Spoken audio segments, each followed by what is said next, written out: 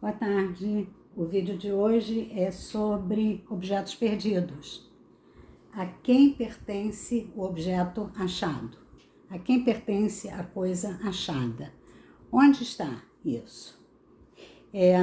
Na semana passada eu postei uma reprise de um vídeo do direito talmúdico. O vídeo era sobre calúnia, injúria e difamação. E hoje o nosso vídeo vai ser também sobre o direito talmúdico. Quero apresentar para vocês esse livro, Direito Talmúdico, Talmud, né? O Talmud data do século V, VI. Mas essa lei que nós vamos ver dos objetos achados ou dos objetos perdidos, ela começa, é uma jurisprudência que começa já na Mishnah, em cima de uma lei da Torá. Então vamos recordar, tem as leis da Torá e depois o Talmud é a jurisprudência, quer dizer, trata dos casos específicos e dos debates. Então são registrados os debates entre os participantes dessas decisões. E na maioria das vezes, não se chega a uma conclusão, porque o debate permanece. Então, é um julgamento constante. Então, vamos ver assim, a lei está na Torá e a jurisprudência está no Talmud. São os casos específicos, ou uma ampliação da lei que está na Torá. Então, para entrar em detalhe, é um longo debate. É um debate muito longo e eu sei que os vídeos longos não são a melhor opção, então eu vou tentar ser o mais concisa, o mais sucinta possível, por mais que o tema não permita e por mais que o meu estilo é um estilo bastante falante, bastante prolixo, mas eu vou tentar. Para conseguir, eu vou começar pelo final. Então, a pergunta é: a quem pertence o objeto achado? Então, eu vou ler. Depois, primeiro achou-se um objeto. Vamos dizer, na época, o que se achava? Sementes, frutos, animais, né? Talvez. Animais não se achava animais, porque são animados, né? Os animais podem se locomover. Mas o que se achava eram mercadorias, né? Aqui o exemplo que nós vamos dar é de sementes e frutos. Então, aí eu vou começar pelo final e depois eu vou dar um exemplo do debate, de como se faz uma jurisprudência. Lembrando que esse material tem 1.500 anos, né? E depois, se der tempo, eu não sei se vai dar tempo, ou se eu vou ter que fazer um vídeo separado, como que o direito talmúdico, ele prevê o julgamento de questões criminais e de questões civis. Mas vamos tentar nos ater a quem pertence a coisa achada.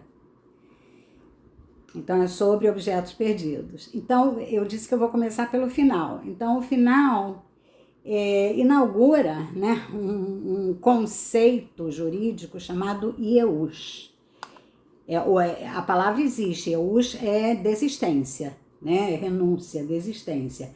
Mas esse Ieus, a tradução é desistência para qualquer situação, mas em termos jurídicos, ele se refere a objetos perdidos ou objetos achados. Esse EUS é que tem duas coisas que definem, sem levar em conta os detalhes, porque os detalhes nós vamos ver depois, mas em última instância tem duas coisas que definem a quem pertence o objeto achado.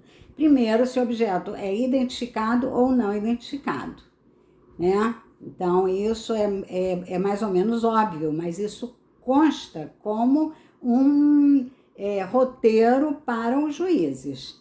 Se o objeto tem como ser identificado ou não tem como ser identificado. Mas tem variáveis, que nós vamos ter depois, mesmo objetos não identificáveis e não identificados, têm variáveis. Mas, assim, começando pelo final, objetos não identificados pertencem a quem achar. E objetos identificados, obviamente, deve ser anunciado. Deve ser anunciada a perda, né? E por parte de quem achou. E a segunda, eu disse que são dois conceitos, né? Que definem. O primeiro é esse, objetos não identificados e objetos identificados. Objetos não identificados pertencem, em princípio, mas tem variáveis, em princípio pertencem a quem achou. E objetos identificados devem ser anunciados, né? Como hoje nós temos outros tipos de veículos, de comunicação, mas há 1.500 anos atrás da época. E o segundo é o conceito de Ieus. Ieus é desistência. Quando algum objeto, alguma coisa é achada e supõe-se, mas supõe-se com absolutamente certeza, não é quase certeza, é certeza de que o dono que perdeu desistiu de recuperar por algum motivo.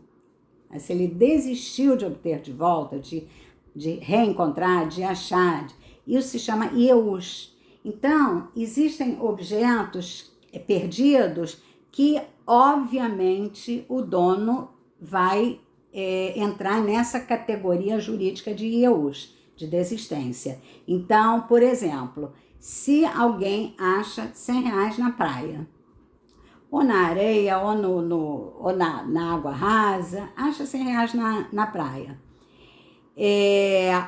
Quem perdeu, obviamente, não desistiu de recuperar. Isso é óbvio, não tem, pode fazer BO, pode perder R$100 na praia. Então, essa suposição é uma suposição com a convicção de que o dono desistiu de recuperar. Então, e essa suposição tanto pode ser pela impossibilidade, que é o exemplo que eu dei, né? Achar dinheiro na praia, ou achar dinheiro na estação do metrô, ou achar dinheiro em algum lugar, né? No chão da rua. Então, supõe-se com convicção, já não é suposição, é convicção de que o dono perdeu a esperança de achar. Então, esses dois, assim, em última instância, são esses dois conceitos, vamos dizer assim, objetos não identificados e objetos que certamente o dono perdeu a esperança de achar. Até existe um Ieus chamado desistência retroativa. Quer dizer, o Ieus, mesmo que quem perdeu não sabe que perdeu ainda, ou nem vai saber. Então, isso também se supõe como uma desistência. Agora, vamos aos casos, vamos às variáveis. Eu vou ler um pouquinho do debate. Cada juiz, né? Esses aqui são juízes. Cada juiz deu uma opinião, às vezes são opiniões contrárias, mas é assim que se constroem novas leis, ou projetos de leis, ou uma jurisprudência, é pelo debate. O debate está registrado, quem falou o quê, né? E aí eu vou fazer uma leitura rápida. Então, a quem pertence a coisa achada? Eu não estou lendo direto do Talmud, não. Tá? Eu fiz um roteiro para ficar mais curto. Se achar frutos dispersos poderá ficar com eles. Então, a pessoa está andando na rua e acha 5 maçãs dispersas. Aí um outro juiz, um outro sábio, diz: quanto? Em que quantidade? Né? Em que quantidade de frutos perdidos ou achados pertencerá ou poderá pertencer a quem achou? Que quantidade de frutos achados, em que medida de espaço, em que perímetro? Quer dizer, em que extensão ou em que perímetro? Aqui são medidas da época, um cav para 4 amot.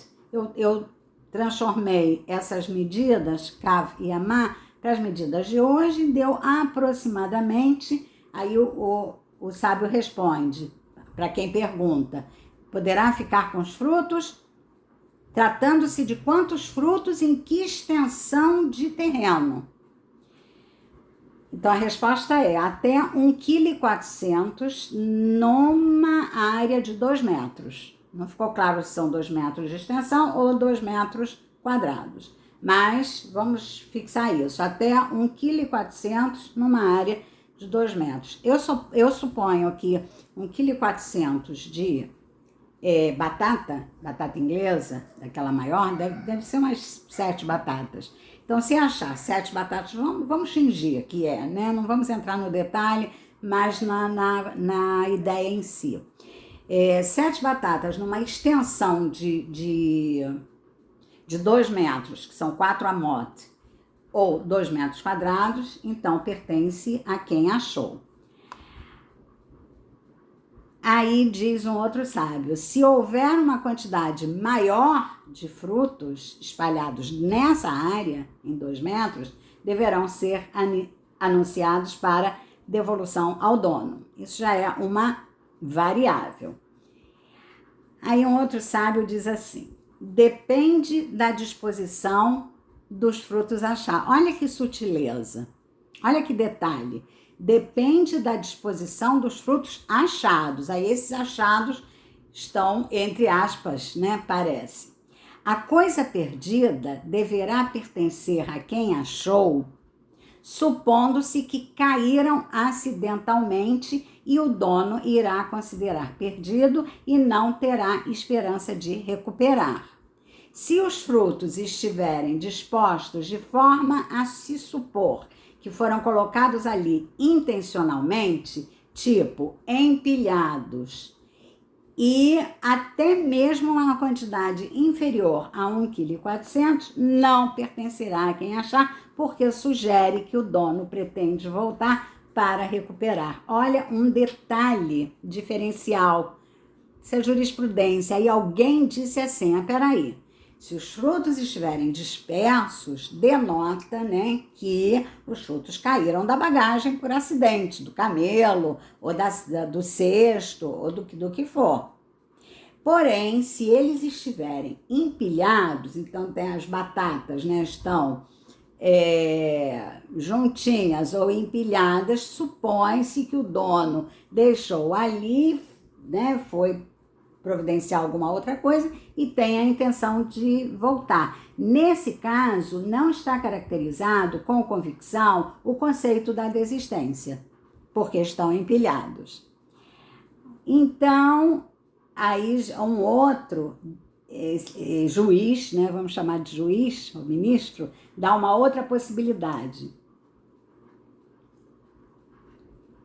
Também uma sutileza, né, de detalhe. Ele diz assim, sobre a quantidade dispersa, também há que se considerar uma outra variável.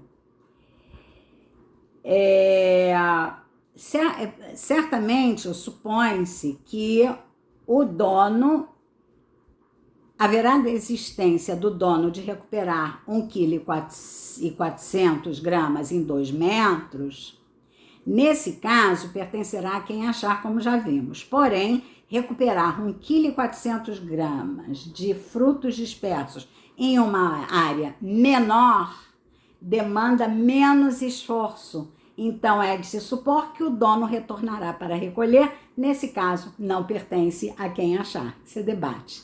Então o outro sábio diz assim, peraí, provavelmente o dono não vai voltar para procurar numa área de 2 metros 5 batatas, mas se for numa área de 1 metro, provavelmente ele voltará para achar. Se ele se der conta que caíram acidentalmente 5, 1 metro depois, provavelmente ele voltará. Então não tem convicção de desistência, de ieus.